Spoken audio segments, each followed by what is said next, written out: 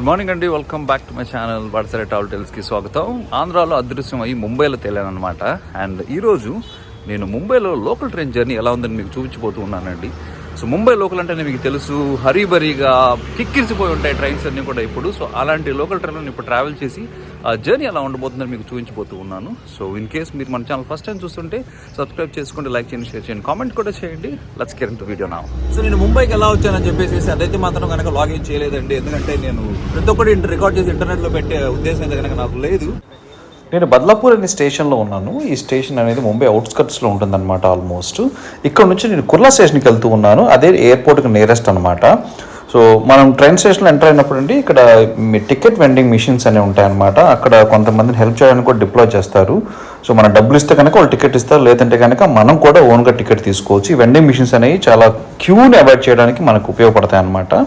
So ఒక side అయితే ticket counters ఉంటాయి, ఇంకో సైడ్ అయితే కనుక వెండింగ్ మిషన్స్ కూడా ఉంటాయి. స్టేషన్లో అయితే అటు పక్క లాస్ట్ ప్లాట్ఫామ్ మీద ఒక ట్రైన్ ఉందండి. ఆ ట్రైన్ క్యాచ్ చేయాలని చూడగలుగుతాను ఇప్పుడు నేను. సో ఫోటో బ్రిడ్జ్ మీద నుంచి వెళ్తా ఉన్నాను అవతలకి.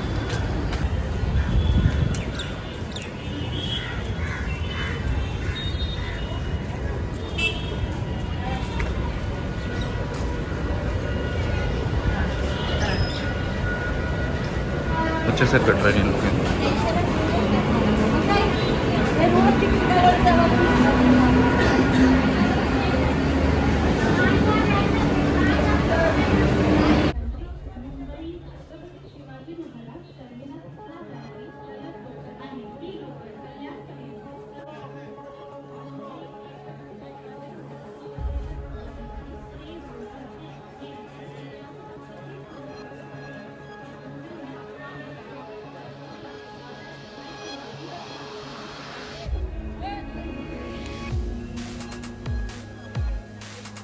ఎవరైనా సరే ఫ్యామిలీతో కానీ కిడ్స్తో కానీ ఉంటే ఈ ట్రైన్ ఎక్కడం చాలా వరకు అసాధ్యమని చెప్పుకోవచ్చు అనమాట. ఎందుకంటే నలిపేసేస్తారు మనల్ని.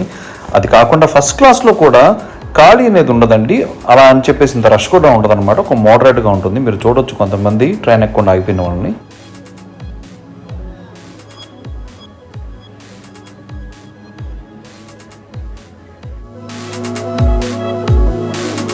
ట్రైన్ అయితే నేను కావాలని ఎక్కలేదండి. రష్ అలా ఉంటుందని బయట నుంచి షూట్ చేయడానికి అని చెప్పేసి సో ఇంకో ప్లాట్ఫామ్కి వెళ్తున్నాను అనమాట.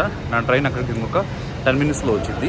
చూసారు కదా, ఊపిరి తీసుకోవడానికి కూడా ఉండదండి. మనం నిలబడితే చాలు లోపల దోసుకొని తీసుకెళ్ళిపోతారు మనల్ని. అంతే కదండి, ప్లాట్ఫామ్ మీద జనాలు ఎవ్వరు లేనట్టున్నారు. కానీ ట్రైన్ రావడానికి ఒక 2-3 నిమిషాల ముందైతే కనుక ఎక్కడి నుంచి వస్తారో జనాలు ఫుల్గా వచ్చేస్తారండి. సో టైం అనేది అలా మెయింటైన్ చేస్తారనమాట. బేసిక్ ఇప్పుడు నేను వెళ్ళబోయే ట్రైన్ 9:29 అనమాట యాక్చువల్ టైము. ట్రైన్ రావడానికి ఒక 2-3 minutes ముందు ఫుల్గా వచ్చేస్తారు జనాలు. పంక్చువాలిటీ అనమాట. పంక్చువాలిటీ అంటే టైం టు టైం అనమాట. ముందు వచ్చి వెయిట్ చేయకుండా అలా ఉంటుంది.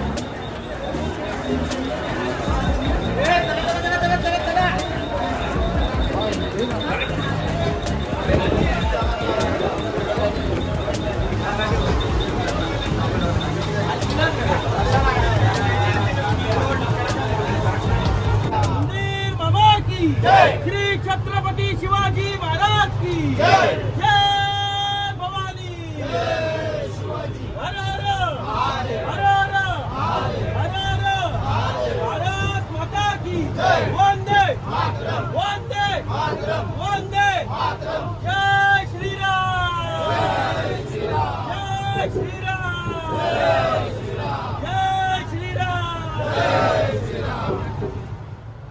విన్నారు కదండి, ముంబైలో నాకు నచ్చే స్పిరిట్ అది ఒకటనమాట. దేశభక్తి గురించి కానీ హిందూయిజం గురించి కానీ చాలా అంటే చాలా బాగా ప్రమోట్ చేసి ఐకమత్యంగా ఉంటారు.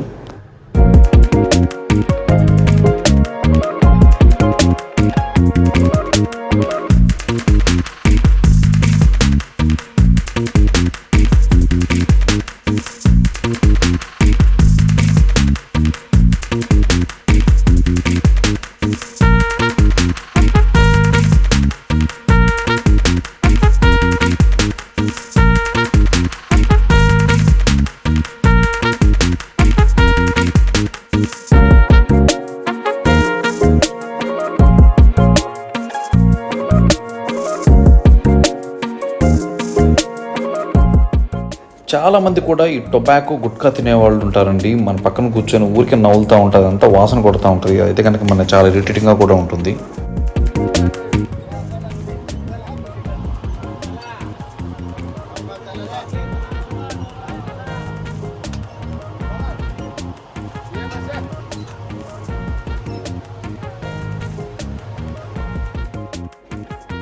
ఇక్కడ కనపడుతున్న డిస్ప్లే బోర్డులో నెక్స్ట్ వచ్చే స్టేషన్ అనేది చూపిస్తూ ఉంటుంది.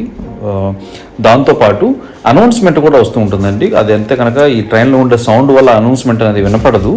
కానీ ఈ బోర్డ్స్ అనేవి చాలా అంటే చాలా హెల్ప్ఫుల్గా ఉంటాయి. ఇప్పుడు మనలాగా ఎవరన్నా కనుక తెలియని వాళ్ళు వెళ్తే. నాకు ఇంకా గుర్తుందండి, first time Mumbai local train ఎక్కినప్పుడు మా చుట్టాలతో పాటు మా ఊర్లో నుంచి వెళ్ళినప్పుడు ఆ ట్రైన్ ఎక్కి దిగడానికి మేము పడిన కష్టాలు రష్లో అయితే కనుక అబ్బాబ్బాబా అసలు లైఫ్లో ఎప్పుడు మర్చిపోలేమండి.